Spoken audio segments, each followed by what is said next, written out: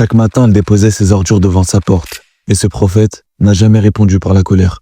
À la Mecque, quand l'islam commençait à peine, beaucoup de gens étaient contre le message du prophète Mohammed. Que la paix et les bénédictions d'Allah soient sur lui. Ils le rejetaient, le critiquaient, certains le détestaient carrément. Parmi eux, il y avait une femme. C'était sa voisine. Et chaque matin, elle sortait avec un seau d'ordures qu'elle venait déposer juste devant la porte du prophète. Elle faisait ça exprès, par méchanceté. Elle voulait l'embêter, l'humilier et le faire craquer. Et lui, il ouvrait la porte. Il voyait les déchets par terre et il ne disait rien. Il les nettoyait calmement, puis il partait. Pas de colère, pas d'insultes, juste de la patience. Elle continuait jour après jour.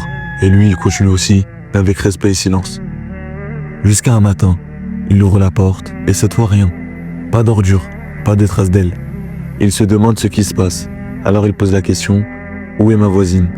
On lui répond, elle est tombée malade. Elle est au lit, très faible. Alors il prépare un peu de nourriture et de l'eau. Il va frapper à sa porte. Elle ouvre, fatiguée. Et là, elle le voit. Lui, celui qu'elle salissait tous les jours, celui qu'elle pensait blessé. Il lui dit doucement, « J'ai appris que tu étais malade. Je suis venu prendre de tes nouvelles. » Elle est choquée, elle comprend rien. Elle attendait tout, sauf ça. Silence. Puis elle craque. Elle pleure, elle baisse les yeux.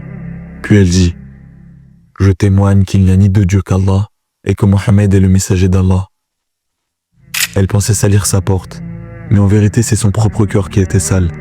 Et ce jour-là, il a été lavé. Voilà qui était Mohammed, paix et bénédiction sur lui.